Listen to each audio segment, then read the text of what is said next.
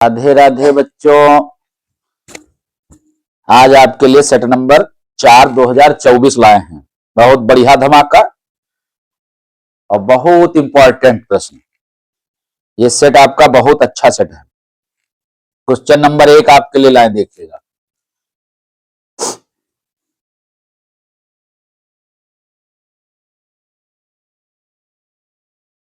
देखिएगा, दिया हुआ बहुपद दिया है 3x square plus 5x plus 2। 3x square plus 5x plus 2। इसमें बताना है आपको कि शून्यकों का योगफल क्या होगा। अब देखिएगा, शून्यकों का योगफल का एक सूत्र होता है,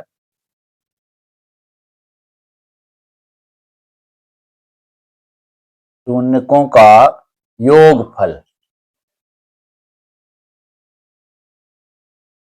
बराबर -b/a। माइनस बी है हमारा कितना, 5, और बटा ए कितना है, 3। ये हमारा आंसर हो गया। राइट, ठीक है बच्चों।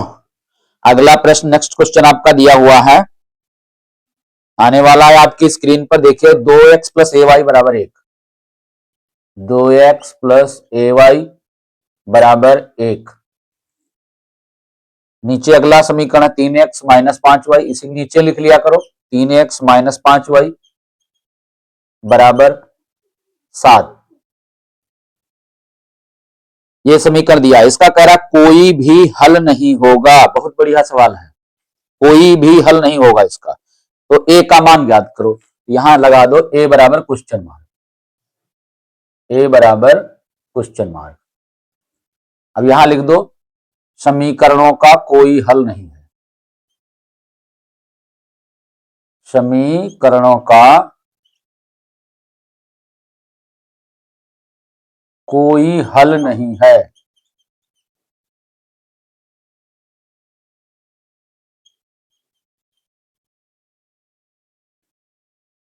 समीकरणों का कोई हल नहीं है। अब हमारी एक शर्त होती है, क्या होती है, सबको पता होगा, बताओ। इसलिए a1/a2 बराबर b1/b2 बराबर नहीं c1/c2। ये शर्त हमारी होती है। इसी में मान रखिएगा, a1/a2 यानी 2/3 बराबर b1/b2 a/-5 बराबर नहीं c1/c2 a/7। ये हो गया। अब ये दोनों बराबर है, इनको बराबर कर लेते हैं। क्या हो जाएगा, चूंकि 2/3 बराबर a/-5, तिरछी गुणा कर लो तो क्या हो जाएगा, 3 और 1 की गुणा, 3a बराबर 2 पंचे 10 माइनस का, और a का मान निकाल लेंगे तो क्या आ जाएगा, a बराबर -10/3। ये हमारा आंसर रहा। कैसा लगा प्रश्न आपको? -10/3 हमारा कौन सा पार्ट सही है, सी पार्ट सही है। राइट। अब नेक्स्ट क्वेश्चन आपकी स्क्रीन पे आने वाला है, 2-3 नंबर। और हमारा वीडियो देखिएगा तो अच्छा लगे तो शेयर करिए आपके साथियों तक खूब, और सब्सक्राइब करवाइए, लाइक करिए, अपने साथियों को बताइए और वो भी इसका लाभ उठाएं।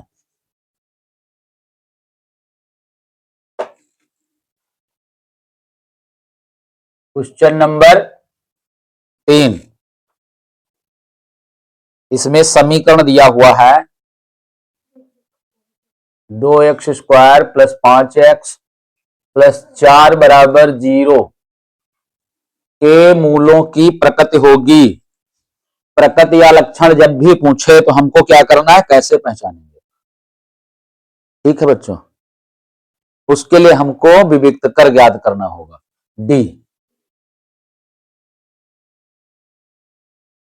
डी बराबर बी स्क्वायर माइनस 4ac।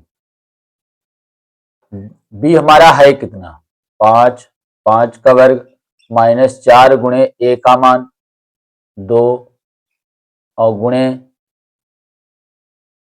ए का मान पड़ गया 2, सी का मान 4 डाल दो, हल करो इसको। 5 का वर्ग 25 माइनस 4 दूनी 8, 8 चक्को 32।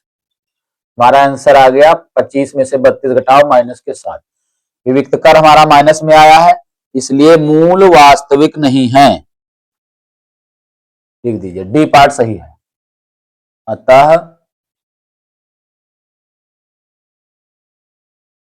मूल वास्तविक नहीं है।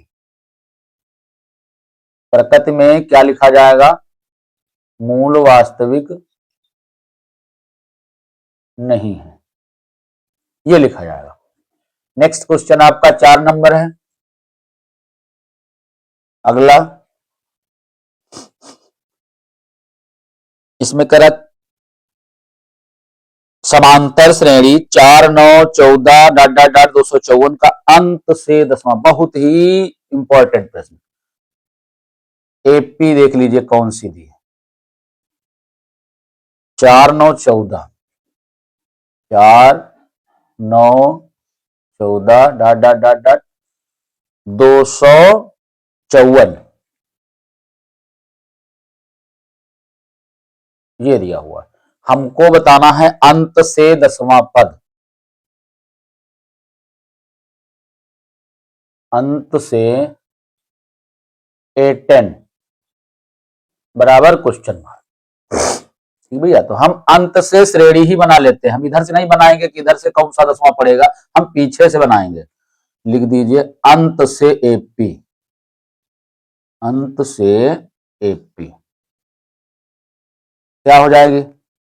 पहली तो हमारी यही रहेगी, लास्ट वाली संख्या 254 कामा। अब इधर से हम 5 5 जोड़ते चले गए, 4 में 5 जोड़ा गया, फिर 9 में 5 जोड़ा गया, उधर से हम 5 घटाते चले आएंगे।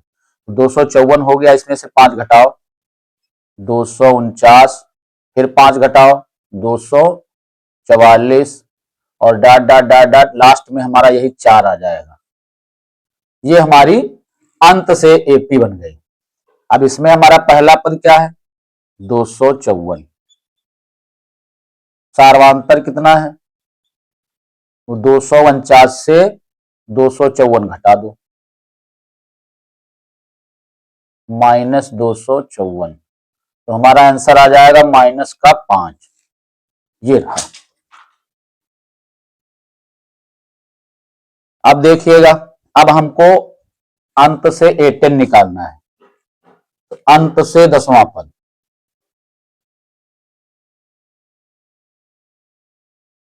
अंत से एपी,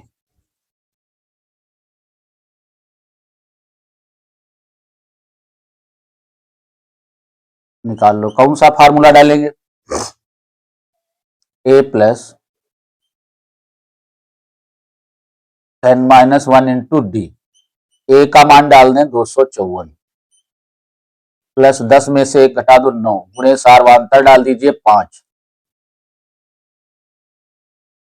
ये आ जाएगा 254 माइनस 9 पचे 45। अब 14 में से 5 गए 9, 24 बचे, 24 में से 4 गए 20, तो ये 209 हमारा करेक्ट आंसर है। कौन सा पार्ट सही मिला? सी पार्ट सही है। समझ में आया बच्चों? अब नेक्स्ट क्वेश्चन आप देखिएगा, 5 नंबर।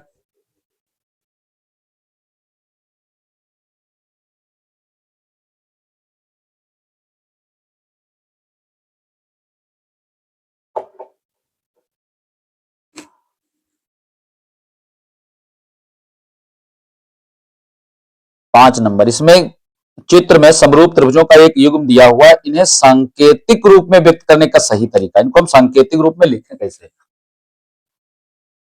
हमारा एक दो त्रिभुज बने हैं, इनको बना लो।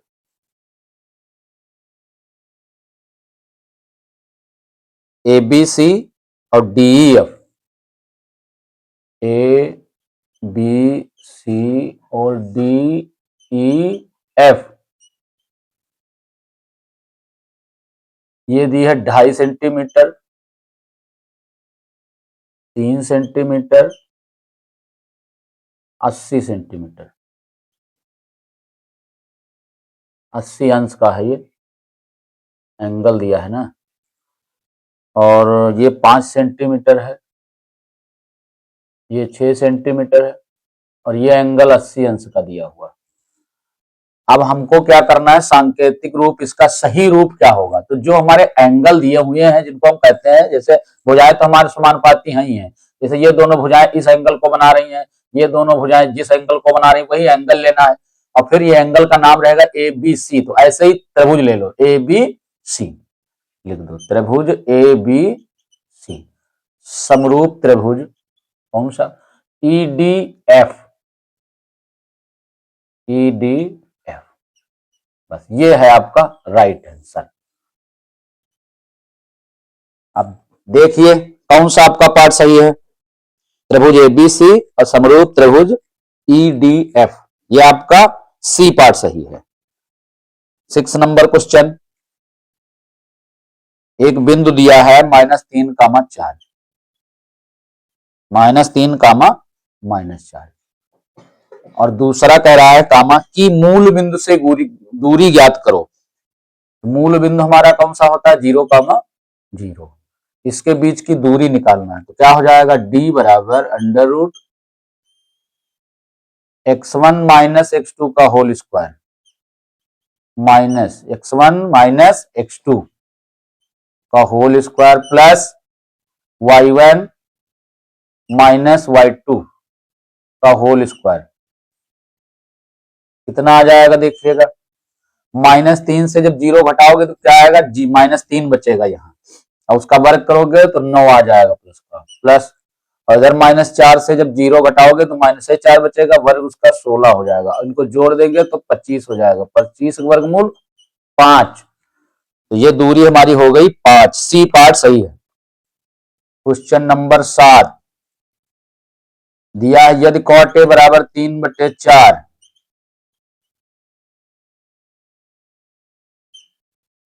तो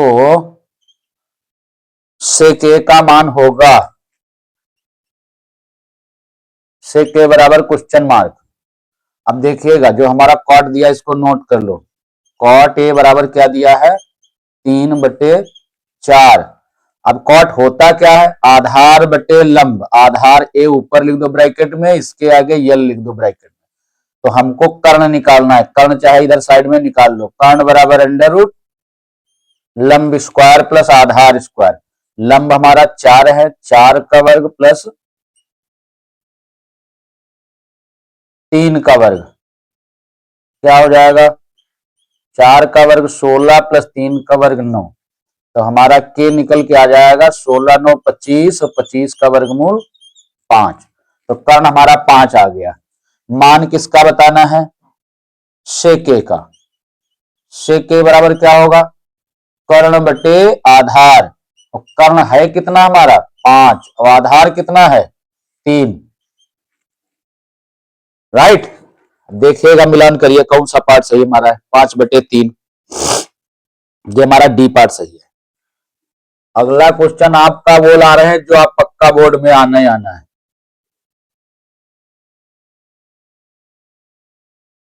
इस प्रश्न पर आपको विशेष ध्यान रखना है, अब की बार ये आएगा। क्वेश्चन नंबर 8 लिखा, यदि tan अल्फा बराबर sin अल्फा, यदि tan अल्फा बराबर sin अल्फा, तो अल्फा बराबर क्वेश्चन मार्क, tan अल्फा को चेंज कर लीजिए,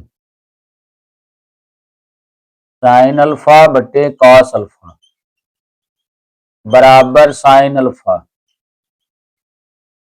तिरछी गुणा कर लीजिएगा इसकी, तो क्या आ जाएगा, cos alpha into sine alpha बराबर sin अल्फा एकम sin अल्फा। अब यहां से sin अल्फा काट दीजिए, कैंसिल कर दो, sin अल्फा कैंसिल कर दो, एकम।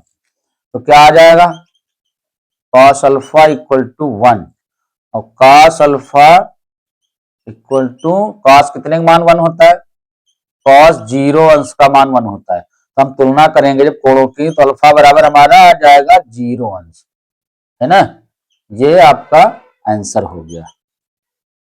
क्वेश्चन नंबर 9, तेरा एक क्षण की लंबाई उसकी छाया से अनुपात दिया हुआ है। कितना दिया? एक त्रिभुज बना लीजिए, इसमें निकालना क्या है हमको? सूर्य का उन्नयन कोण होगा। सूर्य का उन्नयन कोण बताना है। क्या करेंगे बच्चों इसके लिए? इसके लिए तो हम एक फिगर बना लेंगे। ये मान लो ये हमारी क्षण है ना, और ये इसकी लंबाई और छाया का अनुपात दिया है 1:√3। तो छाया आप मान लीजिए x और लंबाई आप मान लीजिए √3x। ये है छाया, है ना। 1x 1:√3 दिया है तो 1x मान लो छाया की लंबाई, और छाया मान लो वो क्षण की लंबाई 1x हो गई और √3x हो गई छाया। इसकी नाम लिख लो ABC।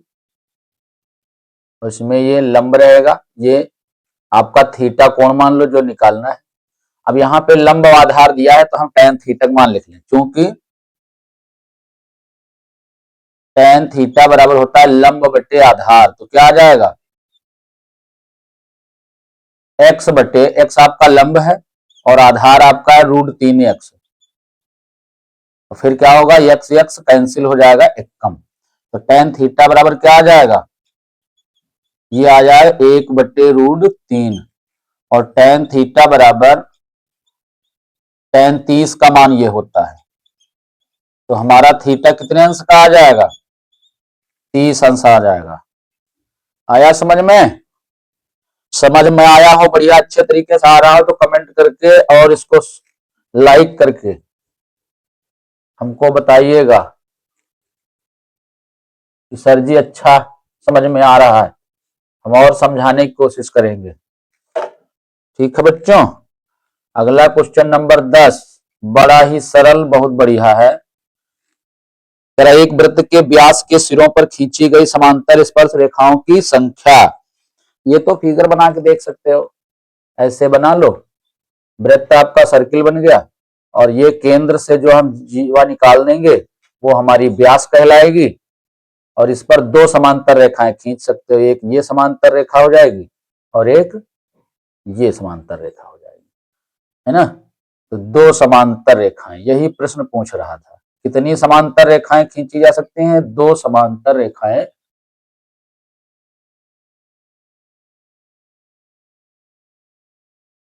खींची जा सकती हैं।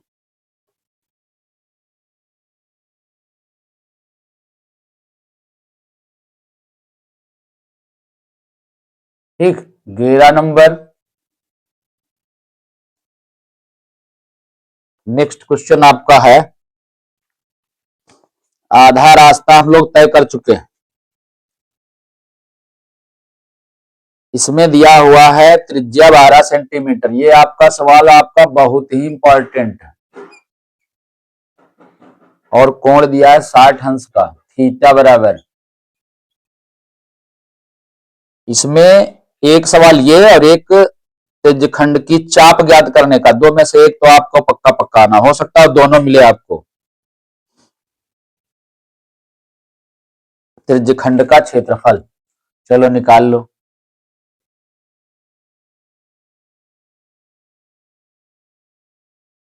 त्रिज्यखंड का क्षेत्रफल फार्मूला होता है थीटा बटे 360 इंटू पाई आर स्क्वायर। इसे मान रख दो। थीटा का मान कितना आया है? 60 अंश बटे 360 इंटू, अब देख लेते हैं कि पाई में आ रहा है आंसर कि नहीं आ रहा। पाई में आ रहा है तो पाई का मान रोक लेना है। त्रिज्या डाल दीजिए। आप दो बार स्क्वायर है तो दो बार लिख सकते हो, 12×12। ठीक, काट दीजिएगा। 12 से डायरेक्ट क्या है, काट दो इसको। 12×3 36 और 30×2 60। तो आंसर क्या बन जाएगा? 12×2 24 पाई वर्ग सेंटीमीटर। राइट। अब मिला सकते हो कौन सा पार्ट हमारा सही है। ये हमारा सी पार्ट सही है। क्वेश्चन नंबर 12, ये देखिएगा, एक गोले का व्यास दिया आयतन क्या होगा। व्यास दिया है हमारा डी, तो इसकी त्रिज्या क्या हो जाएगी, डी बटे 2। व्यास निकाल, इसका वो निकाल लो, 6 आयतन गोले का, गोले का आयतन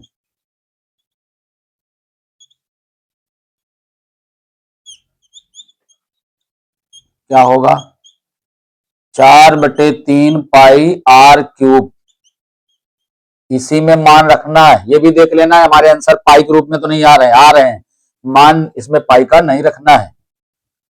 तो ये लिख लो 4/3 और पाई लिखी रहने दो, गुणे यहाँ पे d/2 लिख के क्यूब कर दो उसका।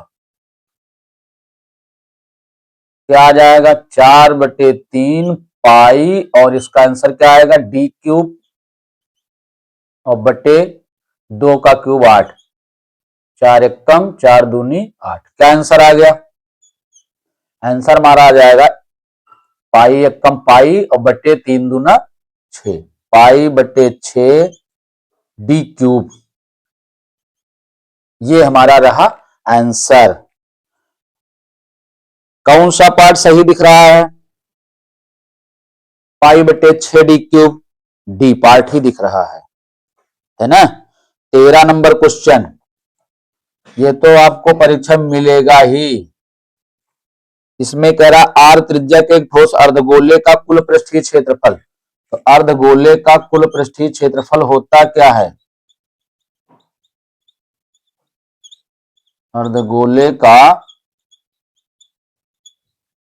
कुल पृष्ठीय क्षेत्रफल, अर्धगोले का कुल पृष्ठीय क्षेत्रफल,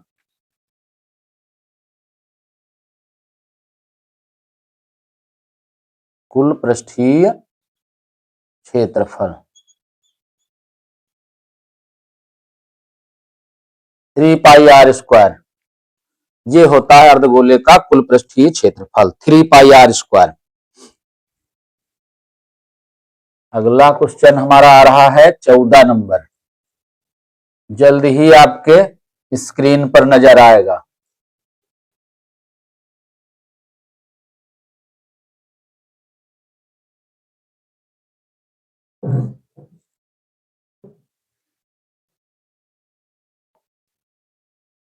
चौदह नंबर क्वेश्चन आपका ये आ गया,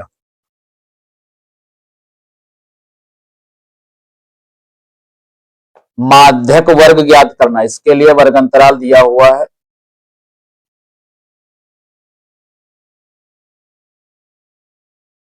और बारंबारता भी दी है।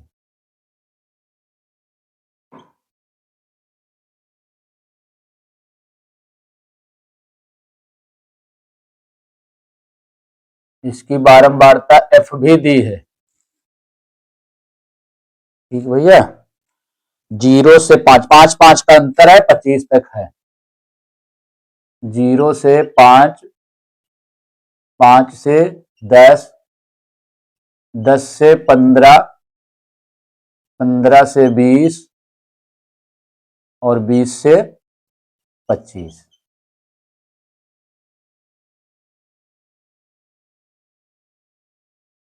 इसमें हम बारंबारता लिख लेंगे हमारी क्या क्या है। ये हमारी सारणी बन गई टेबल। अब देखिए 4 6 5 8 2,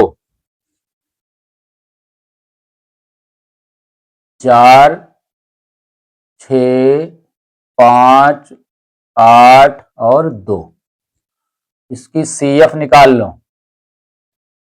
संचयी बारंबारता निकालनी पड़ेगी। पहली बारंबारता 4, उसको ऐसे ही लिख लिया जाता है। 4 में 6 जोड़ दीजिए, 10 हो जाएगा। 10 में 5 जोड़ दो, 15 हो जाएगा। 15 में 8 जोड़ दो, 23 हो जाएगा। 23 में 2 जोड़ दो, 25 हो जाएगा। यहाँ कैपिटल N बराबर 25 लिखा जाएगा, बारंबारता का जोड़। ठीक, जोड़ के चेक कर सकते हैं बारंबारता। 8 2 10, 5 15, 6 21, 4 25, राइट। लास्ट संचयी बारंबारता और योग सेम होना चाहिए। जो आ रहा है। अब निकाल लो यम। यम बराबर फार्मूला होता है n बटे 2वां पद, इसी में मान रख दो 25 बटे 2वां पद। ये 25 का आधा कितना आ जाएगा, 2 दूना 2 एक कम 2, 2 दूना 4, 2 पंचे 10, 12.5 यानी 12.5। चाहे इसको आप 13 भी कह सकते हो लगभग। तो ये 13वां पद जो हमारा होगा वो किस में आएगा, 15 में। इसके सामने जो वर्गंतराल आएगा वो कहलाएगा माध्यक वर्ग। तो माध्यक वर्ग हमारा कितना आ गया,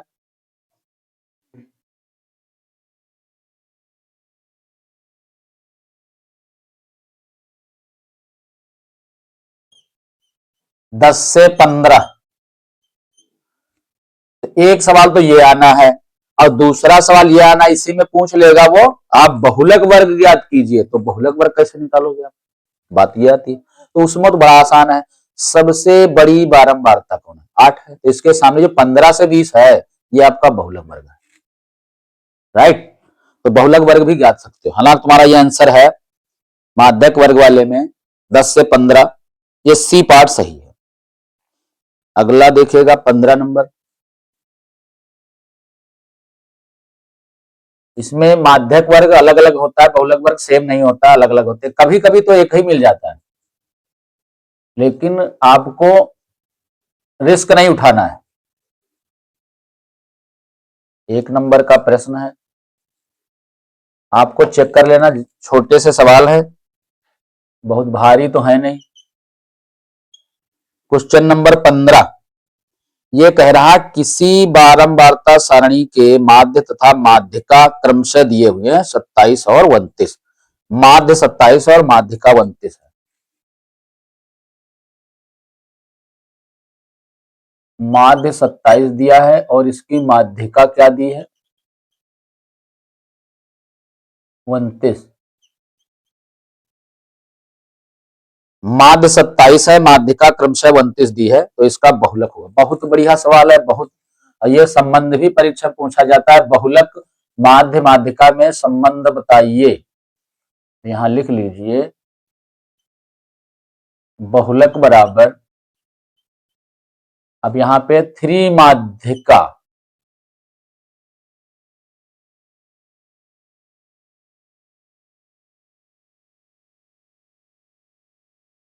माइनस 2 माध्य।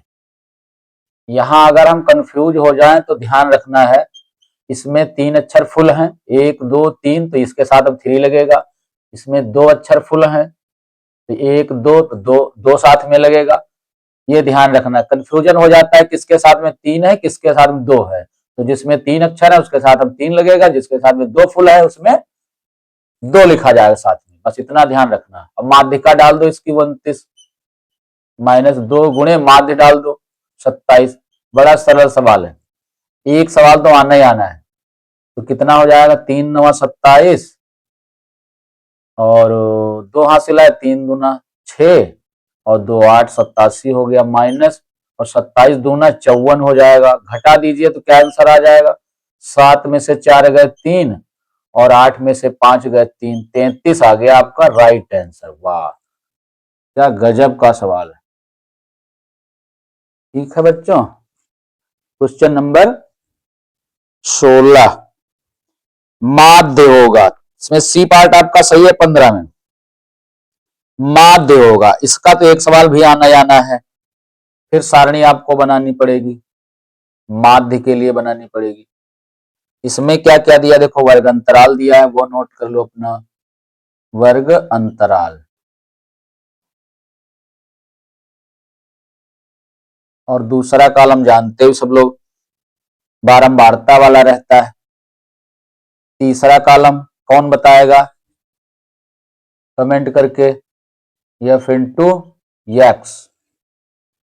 अब लिख लीजिएगा, 10 का अंतर है, 40 तक है, 0 से 10, 10 से 20, 20 से 30 और 30 से 40। सारणी बहुत बढ़िया बनाना, ये लगाने को भी आ सकता है 2 नंबर में। अब देखो बारंबारता हमारी क्या क्या दी है, 2 1 4 3, 2, 1, 4 और 3, ये बारंबारता हो गई। एक्स निकाल लो पहले, है ना, क्योंकि हम एक कॉलम पहले आ गए, एडवांस चले आए। पहले हमको क्या निकालना है भैया? एक्स निकालना है, वर्ग चिन्ह निकालना है, वो हमारा निकला नहीं है। तब हम निकालें एफ इंटू एक्स, लास्ट निकाला जाता है। वर्ग चिन्ह एक्स हमारा निकलता कैसे है? देखो, पहले हम ये जो हमारी निम्न सीमा है, उच्च सीमा है, इनको जोड़ के आधा कर लेते हैं। 0 में 10 जोड़ दो, 10 का आधा 5, 20 में 10 जोड़ो, 30 का आधा 15।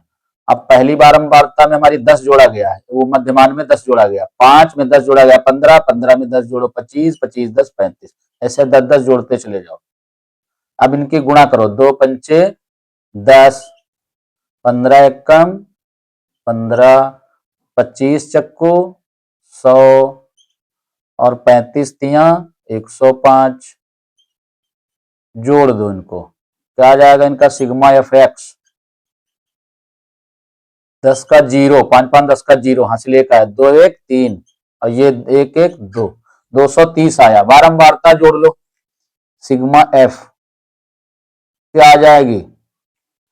3 4 7, 7 1 8 2 10। वाह, बहुत बढ़िया सवाल है। माध्य बराबर सिग्मा एफ एक्स बटे सिग्मा एफ 230 और बटे 10, 1 1 0 कैंसिल कर दीजिए तो हमारा क्या आंसर आ जाएगा? 23। राइट, ये हमारा आंसर हुआ। नेक्स्ट क्वेश्चन आपका आएगा 17।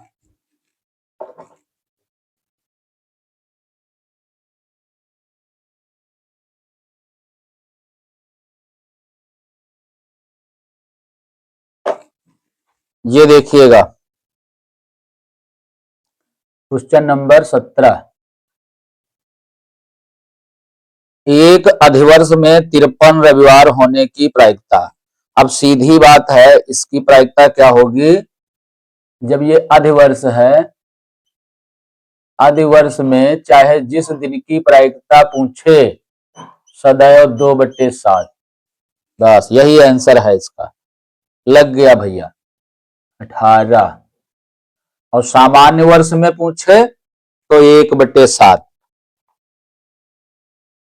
और अगला देखो, फिर कहता 18 नंबर, दो मित्रों का जन्म सन 2020 में हुआ। कब हुआ है जन्म इन दोनों मित्रों का?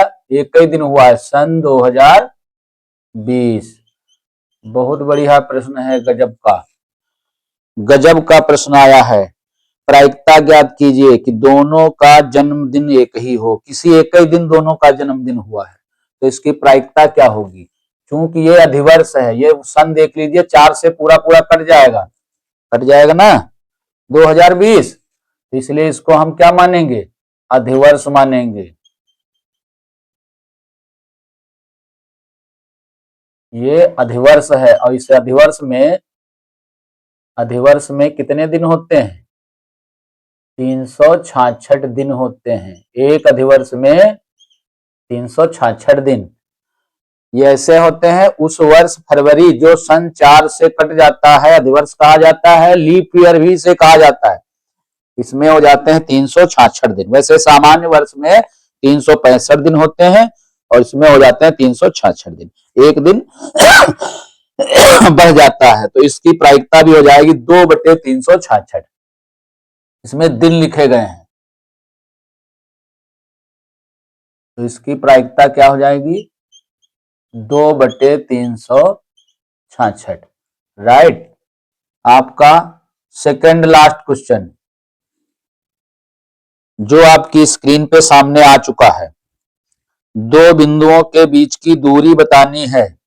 एक बिंदु दिया है 2,3 और दूसरा बिंदु आपका दिया हुआ है 4,1। इनके बीच की दूरी ज्ञात करनी है, यानी हमको डी निकालना है। डी बराबर अंडर रूट, इनके ऊपर लिख लीजिए x1 y1 x2 y2। इसमें से एक सवाल तो आना ही आना है, x1 माइनस x2 का whole square plus y1 minus y2 3 minus 1 का होल स्क्वायर। ये क्या आ जाएगा? 2 में से 4 घटाओ माइनस के बचे 2 उसका वर्ग 4 प्लस 3 में से घटाओ बचे 2 2 का वर्ग 4 और आंसर क्या हो गया? ये जुड़ के हो जाएगा 8। अब 8 को हम और तोड़ दें तो क्या लिख सकते हैं? 4 गुणे 2, 4 गुणे 2 और यहां से हम निकाल लें तो क्या आ जाएगा? 4 का वर्गमूल 2 बाहर निकल जाएगा, 2 का वर्गमूल कुछ होता नहीं तो अंडर रूट टर्म रहेगा। 2 रूट 2 क्या आंसर आ गया? 2 रूट 2। क्वेश्चन नंबर 20 जो आपका अंतिम प्रश्न है, लास्ट क्वेश्चन। अपरिमेय संख्या होगी तो इसमें पार्ट दिए 4, कौन कौन? रूट 25 का वर्गमूल होता है 5, ये परिमेय है। रूट 81 इसका वर्गमूल 9, ये भी परिमेय है। 5/3 ये भी परिमेय है, P बटा Q के रूप में लिखी है। 5 प्लस रूट 2 ये राइट आंसर है। तो अपरिमेय संख्या कौन सी है? अपरिमेय संख्या आपकी कौन सी मिली? 2 प्लस रूट 3, 2 प्लस नहीं 5 प्लस रूट 2 है, 5 प्लस रूट 2।